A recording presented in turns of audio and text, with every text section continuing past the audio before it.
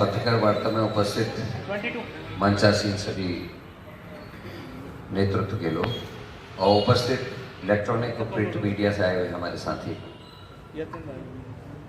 आज एक बड़े गंभीर विषय पे आप सबका ध्यान आकर्षित करना चाहता हूं।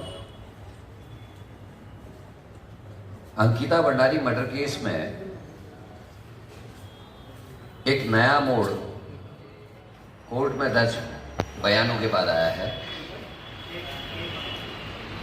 जिसमें डोजर ऑपरेटर ने साफ साफ ये कहा है कि एसडीएम और विधायक रेणु बिष्ट जी के कहने पर उन्होंने डोजर चलाया।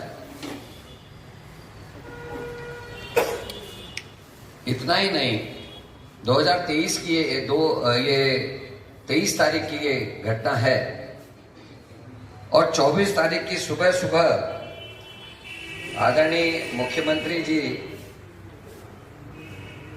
पुष्कर सिंह धामी जी ने 24 सितंबर 2022 को अपने ट्विटर में एक मैसेज फ्लोट किया, जिसमें उन्होंने कहा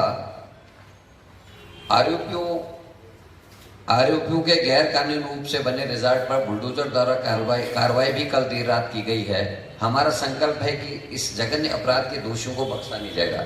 यह आपके सामने उनका ट्विटर कर रहा हूं, हालांकि उन्होंने बाद में डिलीट कर दिया कानूनी राय मिलने के बाद। हृदय विदारक घटना पर मन अत्यंत व्यथित है। आरोपियों के गैर कानूनी रूप से बने रिजॉर्ट पर बुलडोजर द्वारा कार्रवाई भी कल देर रात को की गई है। सरकार का संकल्प है कि इस जघन्य अपराध के दोषियों को सख्त सजा मिले। मुख्यमंत्री उत्तराखंड सरकार। ये सब आपकी नजर में है। इससे भी गंभीर विषय है जो वर्तमान में हमारे डीजीपी हैं और तात्कालिक जो भी वहां एसडीएम थे, इन सब के विरुद्ध सबूत मिटाने के आरोप में या तथ्यों के आधार पर इनके ऊपर कार्रवाई होनी चाहिए। क्या मुख्यमंत्री पद से इस्तीफा देंगे और 102 के तहत अपने ऊपर मुकदमा दर्ज कराएंगे, 120 बी के तहत अपने अंदर मुकदमा दर्ज कराएंगे? ये मेरा प्रश्न है भारतीय जनता पार्टी से है। डीजीपी वाला क्या इशू आप बता रहे हैं इसमें? ये जब डीजीपी उनके साथ अटैच थे, आपको सबको पता है, जो वर्तमान डीजीपी हैं, इन्होंने भी अपने एएनआई में उनका ये है, ये मैं आपको कॉपी दे दूंगा। ये सबूत है कि वो खुद भी मान रहे हैं कि हमने डोजर चलवाया पुष्कर सिंह धामी के कहने पर। आज वो डीजीपी के पद पे हैं। ये उस समय का ट्वीट? हाँ, उस समय का है। मैं आप कॉपी चाहेंगे, मैं आपको कॉपी अपलोड कराऊंगा। ये अपराध है, संगीन अपराध। और जनता ने रेणु बिष्ट का जिस समय विरोध किया, प्रतिकार किया, जिस समय उनकी शरीर को अस्पताल में रखा गया था अंकिता के, लोगों ने यही आरोप लगाया था कि विधायक ने सबूत मिटाने के तहत डोजर चलवाया। और आश्चर्य मुझे इस बात का है कि आज के दिन तक भी रेणु बिष्ट से बयान नहीं लिए गए, उससे पूछताछ नहीं की गई। आखिर सरकार किसको बचाने की कोशिश कर रही? अंकित आर्या को, पुलकित आर्या को, रेणु बिष्ट को, मुख्यमंत्री को? ये ऊपर से पुलिस की एक बड़ी कार्रवाई और आपके सम्मुख प्रस्तुत कर रहा हूं।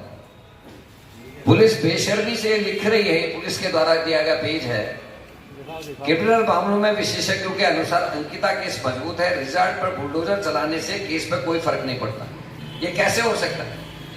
जहां लड़की रहती है, जहां उसको तैयार किया जा रहा है वीआईपी को एक्स्ट्रा सर्विसेज देने के लिए, जहां उसको प्रताड़ित किया जा रहा है, जो उसके मोबाइल से जो उसके मैसेजेस हैं, उसके बाद ये कहा जाता है कि उस रिजॉर्ट का कोई लेना देना नहीं इस केस से। मतलब जिसमें हत्या भी वो अलग चीज है, लेकिन जो ये घटनाक्रम है पूरा एक दिन का नहीं है। उसको कई दिन से वहां प्रताड़ित किया जा रहा था, कई किस्म के सबूत वहां हो सकते थे। डोजर चलाना, उसके बाद रिजॉर्ट में आग लगाना और 15 दिन के बाद दोबारा आग लग जाना अपने आप में शंका प्रस्तुत करता है। क्योंकि जहां कहीं भी हत्या होती है उस एरिया को सील कर दिया जाता है ताकि कोई वहां प्रवेश ना कर सके, सबूतों के संग छेड़छाड़ ना हो। लेकिन इस रिजॉर्ट में आग लगाई जाती है, डोजर चलाया जाता है और 15 दिन के बाद दोबारा आग लगती है। और मुख्यमंत्री खुद कह रहे हैं कि मैंने डोजर चलवा दिया। डीजीपी, वर्तमान डीजीपी तत्कालिक पद में रहते हुए कह रहे हैं कि पुष्कर सिंह धामी के कहने पे डोजर चला गया और बाद में ट्वीट डिलीट करना, ये भी आप में शंका पैदा करता है कि कहीं ना कहीं दाल में कुछ काला है। वर्तमान है, खासकर बेटियों को लेकर, दुष्कर्म को लेकर, उसमें उत्तराखंड, पहाड़ी जो 9 राज्य हैं, 7 सिस्टर्स, हिमाचल, उत्तराखंड, उनमें पहले स्थान पे आज की डेट में। और ये मैं नहीं कह रहा, ये एनसीआरबी की जो रिपोर्ट है उसके आधार पर मैं कह रहा हूं कि टोटल जो है 905 महिलाओं से दुष्कर्म व 778 का अपहरण बताती है, एनसीआरबी की रिपोर्ट है। ये इस देवभूमि में हालत है। आपके माध्यम से एक प्रेस मैंने 2 महीने पहले की थी और उसके बाद मैं शायद 2 बार और उस बात को कह चुका कि उत्तरकाशी जनपद की जिन 4 SC/ST की बहनों का बलात्कार हुआ, उनको ना तो पॉक्सो एक्ट के तहत जो मुआवजा मिलना चाहिए था केस लड़ने के लिए, और ना ही SC/ST एक्ट के तहत जो उनको मुआवजा मिलना चाहिए था केस लड़ने के लिए, मुख्यमंत्री के यहाँ आप सबके उसको अपने प्रतिष्ठित समाचारों में जगह देने के बाद भी आज तक भी उन फाइलों को तलब नहीं किया गया है, ना ही उनमें कोई कार्रवाई हुई है। ये अपने आप में मुख्यमंत्री का जो फोकस है इन चीजों की ओर को, जो उनका ध्यान होना चाहिए इन चीजों को रोकने में, उसको साबित करता है कि मुख्यमंत्री के लिए कोई बड़ी चीज नहीं है। इसीलिए ये हालत हो गए। 905 महिलाओं का बलात्कार, मतलब लगभग 3 लड़कियों